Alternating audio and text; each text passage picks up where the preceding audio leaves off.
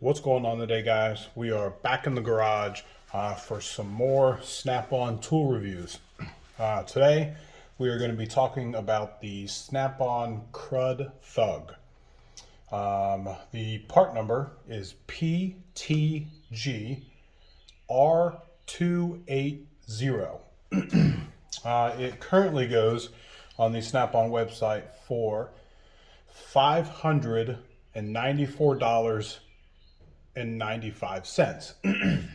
It claims to remove sealers, rust, paint, underbody coatings, and gasket material.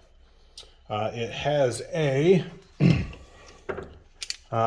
adjustable rear exhaust, so depending on where you're using it, where the position you want it. So you would probably point the exhaust air outwards from you. It has a 10 position power speed regulator here. So you get your flathead, and it's got 10 different little notches in there. But for today, we're gonna just go all the way up. It has the paddle style trigger, just like all of Snap-on's air tools. So you switch it here, push it in to give it your full power. It's also regulating as well. So if you just want about half, you go half with the switch.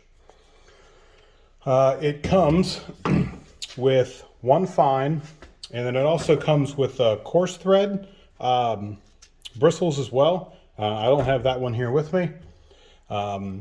It travels at 3,500 RPMs. It weighs just around 2.4 pounds. It hits 85 on the decimal reader. And it comes with a 1-year warranty from the date that you purchase it. It also has an optional, they call it a rubber eraser wheel.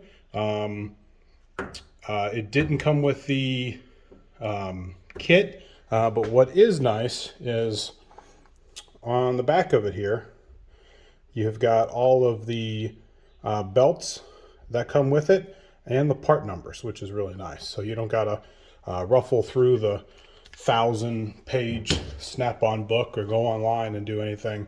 It's all right there on the end of it there. With that said, we're going to go ahead and put this on here.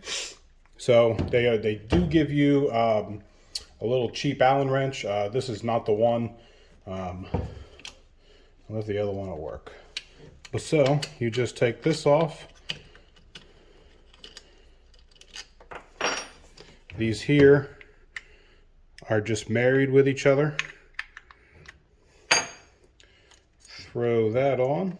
Make sure it goes in between. Put the outer casing back on, and make sure you get that nut in there, the bolt in there.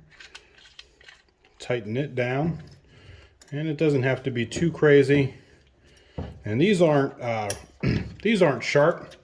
They're kind of just like a, I would even say lighter than a wire wheel. So putting your hands on them isn't too bad. So just get a decent grip there, and then give it a little turn, and you're good to go. As I said, we do have it turned all the way up. So, like I said before, it says that it claims that it does sealers, rust, paint, underbody coatings, and gasket material. Well, good enough for today. We have got some angle iron, and as you can see, it's got some rust on it. So we're going to be seeing what this thing can do with the rust. And then we've got some square tubing here that obviously has some paint on it. Now this paint, I will say that this paint is, I think it's either industrial paint, I think it was marine paint, is what we painted it a while back. So this is marine paint. I don't think it should matter. It's still paint, whether it's a little tougher or not. But we're going to see if the Crud Thug will get the paint and the rust spots off. So let me get some glasses, and I'll always say it in the videos that you're going to be throwing metal or wood or anything like that. Definitely get your glasses. And like I said, as you can see, definitely right here, especially right there, we'll work on this area right here. And just so there are no issues, what I'll do is I'll mark it. So as you can see, from here to here, you've got a nice line here that's got some, probably the worst parts of the rust on there. It looks a little deeper. So with that said, it does have your motion in which it's going to run. So with that, I'm going to stand a little outside of it because it is going to come back at here. So within this area here, we'll clean it up just a little bit.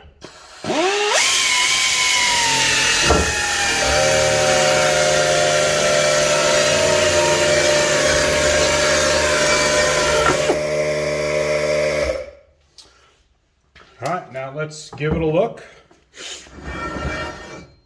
And see if we can get in there. In between there, it has definitely cleaned it up. It's definitely nice and smooth. Not like the rust parts here. It's a little gritty. But right here, you can see where it's definitely shinier, where the rust used to be. So what we're going to do is, I've just has a small air compressor hooked up right now. So as you can see, it was fully loaded and it kicked on within a couple of seconds. So I'm going to stop here. We'll come back once the air compressor is kicking back on. All right, guys, we're back. We've got it's still the small air compressor hooked up.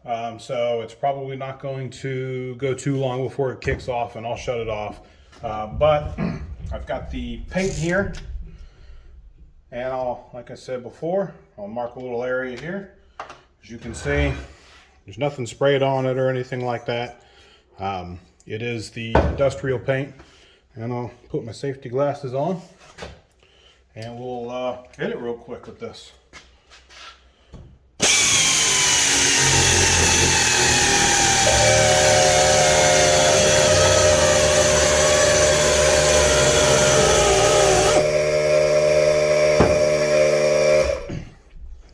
All right, guys, as you can see, with the, like I said, I can't remember if it was industrial paint or if it was marine paint or if even they're the same thing. But as you can see, it didn't do that good of a job. Getting the rust off of the angle iron seemed to do a little bit better and clean it up pretty nicely here. As I said, it's nice and smooth here. You can definitely see the shine if you can't see it on there, but there's definitely a nice shine compared to, you can see all the rust on that part. But with the paint, with those bristles that it has on it, if you were to get, I'm not sure if these are the fine or the coarse, but if you were to get harder bristles on here, I'm sure that it would take off the paint at least a little bit more. But if you're going to take off paint, especially just something quick and on this, I would probably just use like a 4.5 inch grinder with a pad on it. I don't have any. Oh, here we go. I would probably just get your grinder and throw this on there, because even with that,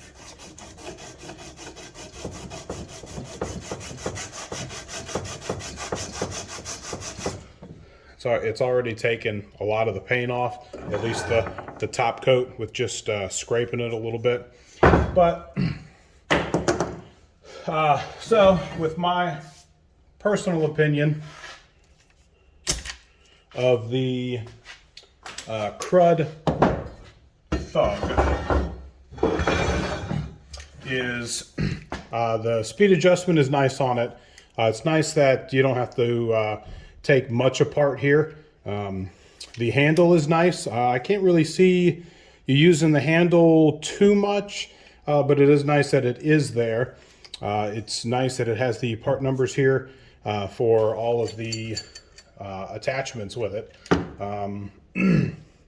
But with that said, unless you're going to use it quite often, I can't see the $600 tool here really being used a whole lot. So with that, I'm sure there's other people that make something similar, or that's even battery powered now. So with that said, I personally don't think it's worth the $600. So yeah, those are my my opinions on there. If you guys have any questions or comments with it, leave it down below. If you like the video and you want to see some more, hit that like and subscribe button. All the details and the price and part numbers for everything will be listed down in the description. All right, until next time.